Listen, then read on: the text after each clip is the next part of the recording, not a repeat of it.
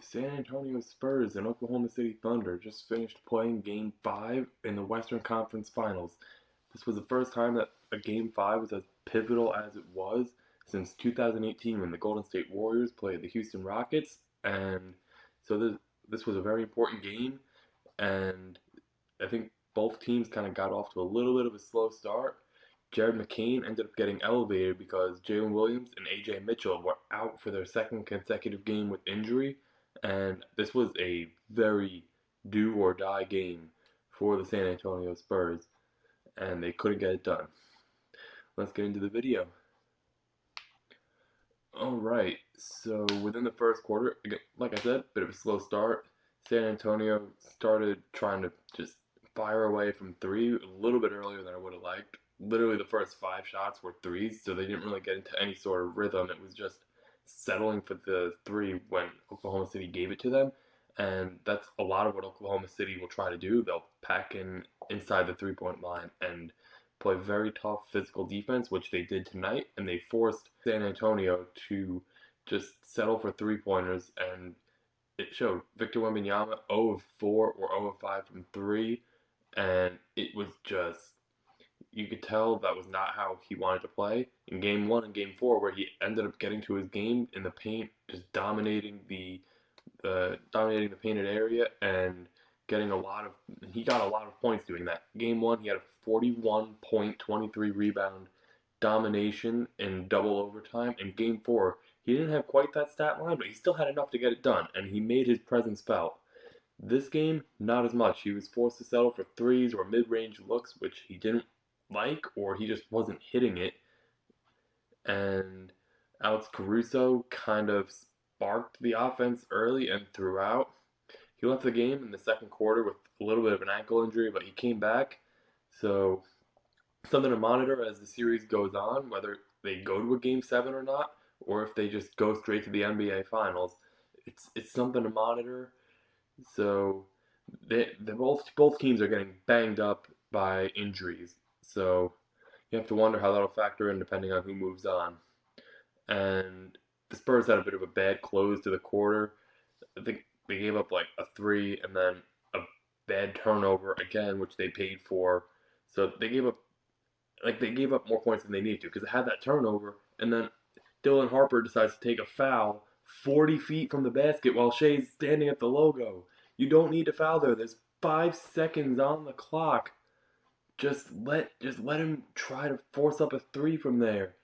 Especially because until early in the third quarter, Shea was not really getting shots that he wanted from the field. He wasn't efficient tonight. He got most of his points from free throws, which I will say most of them were legitimate fouls, but San Antonio needs to be more disciplined on defense. And not to continue just dunking on Dylan Harper. He needs to be better. Bro dropped a triple single with like 4 turnovers. This guy stinks. So when you have starters or just significant bench players that aren't contributing, it forces other people to pick up the slack. And Julian Champagnie, he was the first person that really started getting a bit of a run going. He had like 11 points in a row for the Spurs. I mean, he was feeling it early. I would have liked to see him carry it through the game a little bit more, but still finished the game with a solid 22, 8 and 1, 3 steals, and 53% from the field. Stephon Castle also had a solid night, 24, 5 and 6, and 3 steals as well. And yeah, both sides played physical defense throughout. They were playing a lot of they forced a lot of tough shots on each other. Both teams have a lot of different guards and bigs and forwards that they can throw at each other.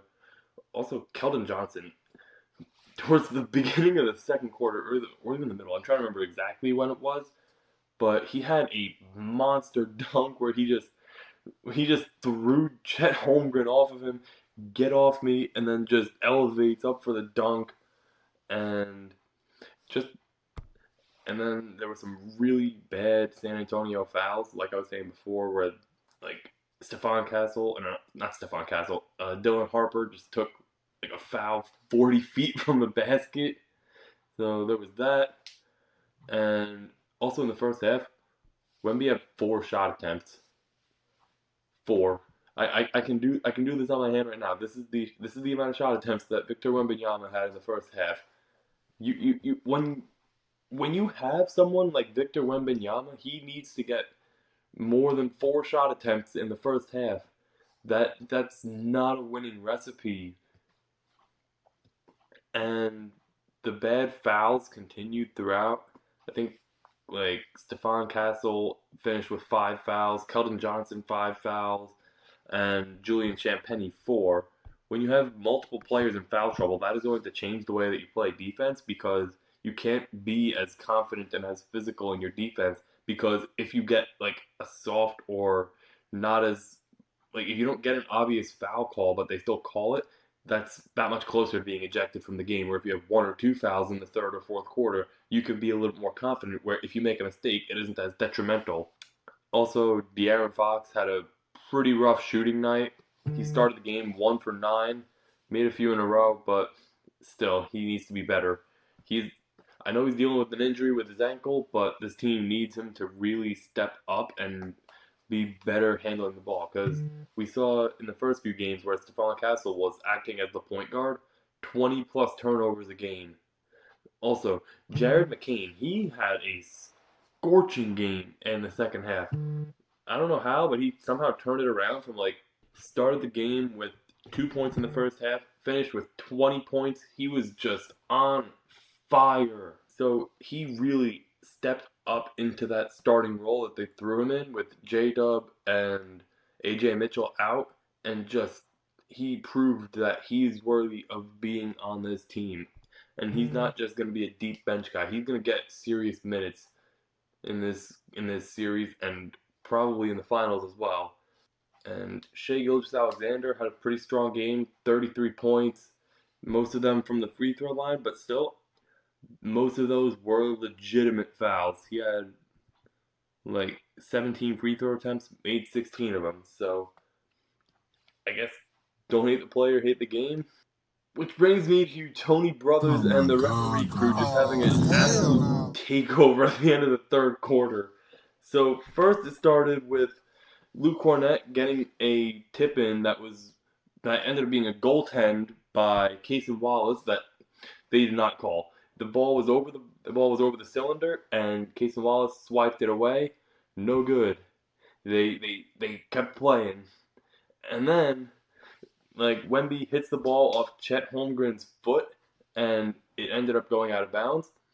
Not only the referees had a discussion because Mitch Johnson ended up just getting a sub up to see if they could get an extra second to look at it. They took a look at it, still ruled it was OKC ball, and afterwards Mitch Johnson calls for a challenge, and the referees just refuse to acknowledge him. So when he gets pissed, they call a technical on him. Like, what? I think that might have been the worst sequence of officiating I've ever seen. Now, I'm not going to pretend that officiating was the reason they lost. OKC had capitalized on their opportunities. San Antonio did not. Start of the fourth quarter, OKC was playing a little bit sloppy, and during that stretch, San Antonio went 1 for 6. They could have easily cut that to a tie game or forced OKC to call a timeout. So they needed to capitalize on OKC struggling without Shai managing the offense, and they couldn't do it. Also, Isaiah Hartenstein had a very solid game. 12 points, 15 rebounds. That was probably his best game of the playoffs. And also, like, with how important Wembanyama is, the moments where he's not on the court and Luke Cornett is in his place as the center, those moments are going to get magnified a lot because people are going to look at it and be like, oh, if Wemby was in, well, Luke Cornett was actually just doing cardio. He had 1 rebound. There were people in at the end of the game where both teams emptied the benches where they had 1 rebound. And they were in for like 25% of the time. Like, Luke Cornett needs to be a lot better for this team. I'm not saying he needs to be Wemby level. He just needs to be serviceable enough where he can like get enough rebounds to get extra possessions for his team. Like I'm just gonna like I'm a Knicks fan, so I'm gonna compare a lot of players to the Knicks, but like Karl Anthony Towns, very solid player. Mitchell Robinson comes off the bench, and he's not gonna. Mitchell Robinson will never have a game where he gets one rebound. It just won't happen. Now, yes, Luke Cornett is a bit of a better offensive player, but still, 0, 1, and 0. He had a toasted cream cheese bagel tonight. And now with OKC up 3-2, this is a do or die game for San Antonio on Wednesday. Or not on Wednesday. This is a do or die game for San Antonio on Thursday because now not only the obvious, if they lose they get eliminated. I think if you want to look at it, this game was really do or die for them because now they have to win in their own building, which they should be able to protect home ground. But now they have to go back to OKC again and try to win another game in Oklahoma City, and they are. I don't like to say the fans are a factor because I like to believe that when the players are professionals, they should be able to tune it out. But OKC is loud. I there's a few arenas that I would say can really factor into the game, and it's probably for me if I had to pick a top three, Oklahoma City, San Antonio, and Madison Square Garden. Those are for me the three biggest like arenas that can really alter a game, mainly because they are just loud, they're passionate. I mean, San Antonio literally has their own Victor Wembanyama selected fan group.